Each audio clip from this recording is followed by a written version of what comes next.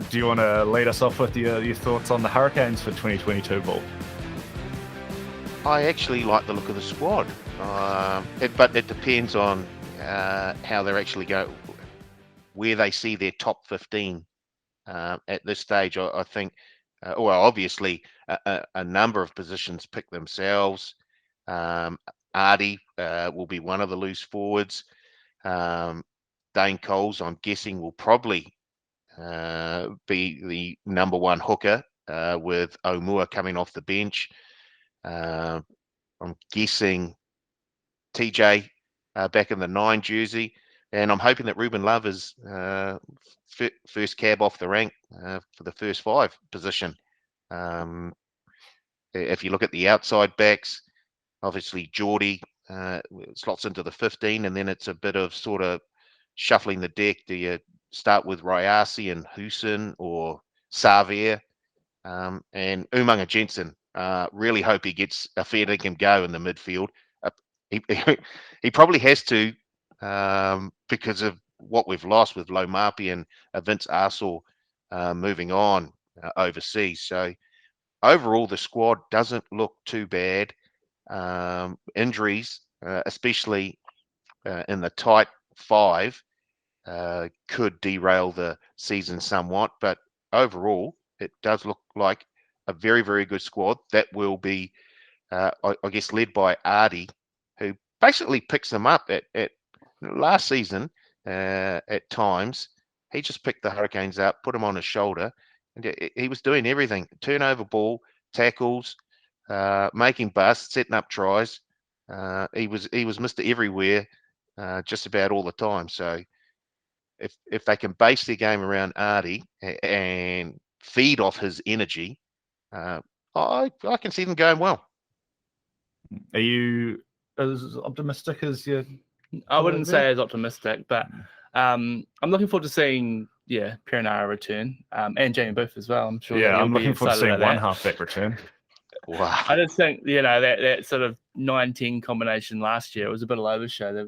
They tried so many different combinations and nothing really stuck, and it really showed in their game. So with Perenara, might not be as quick as he once was, but he's wise head, and hopefully, with Ruben Love playing first 5, he'll be able to give him some direction, just give him a bit more time to sort of, because he's an extremely exciting player, and if he can kind of, I don't know, do what we saw glimpses of last year, he could really spark that backline. Yeah, I mean, the backline there's plenty to like about the backline, and it'd be great to see. I mean, Umaga Jensen, he needs to have a look in this year. Last year there was plenty of questions asked by you, Patrick, and we never quite figured out what the story was there. But he was close to being our best All Blacks centre at one point. The form him and Nani were in that midfield late in the 2020 Super Rugby Aotearoa season. I don't know what happened in the 8 months in between. So with him, and then obviously Geordie. Hopefully Geordie can. Yeah, I don't know if we've seen the best of Geordie in the Hurricanes jersey, so maybe this is the year that he really steps up. I hope Fisky's not listening to this. Let's get that in there. He's great, but I think he definitely performs better in an All Blacks jersey. So hopefully with that back line, if they can gel, get something going. I think the full pack's probably where they're lacking a bit. Obviously, you've got 2 very good. That's a hot take. They've obviously got 2 very good hookers, Amoa and Coles. Amoa brings that sort of excitement, and Coles is just that classic sort of mongrel. We all know what Dan Coles is, but he's a great human. That's what he is. Yeah, the props and probably the rest of the type 5s, very much lacking. Don Bird's a pretty solid signing. Might just bring a bit of wisdom. Been around a few years now. I liked Alex Fido, and who was awesome in the NPC last year, I thought. So it'd be cool to see if he can really bring that form into Super Rugby. And they've obviously got Artie. You know my thoughts on Artie. I said to him last week. He's one of the best players in the world. So if he can kind of, get some support from the rest of his back row. I really liked Devin Flanders last year as well. So I'm hoping that he can kind of just cement that spot. Probably, he was playing number 8, wasn't he? And then so he was brilliant.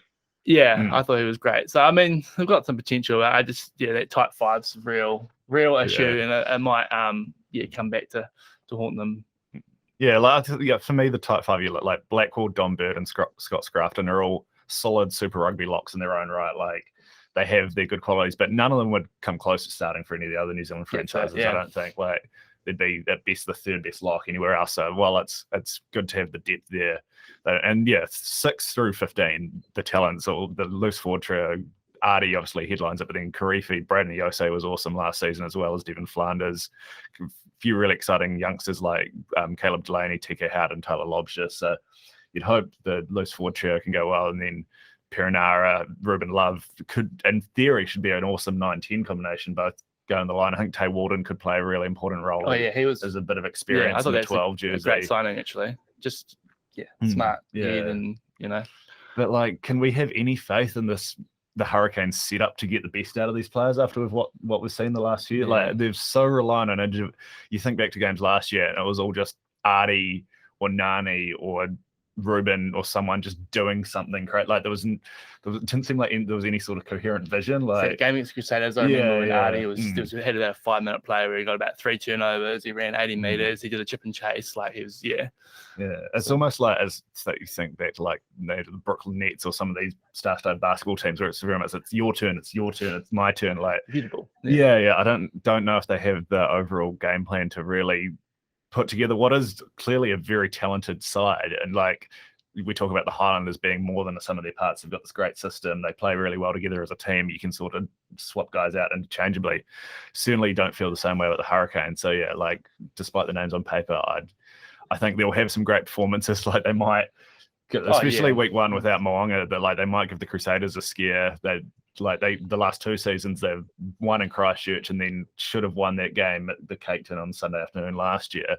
But I also think there's going to be a lot of very frustrating performances where things don't click, and it's guys running into 3 defenders and then conceding a breakdown turnover because everyone else was ready to catch the ball instead of clearing out. So I'm not overly optimistic. I'd like that you'd hope they're in the quarterfinals just because 8 teams make the quarterfinals in a 12-team competition. I won't get into that, but like I imagine they're going to be underdogs no matter who they play in the first round of the finals. So which is exactly where they love to be. No, for sure. They'll probably put 40 on the Blues or something. But I'm and more than anything, I want to see in particular Ruben Love, Salesi Rayasi, those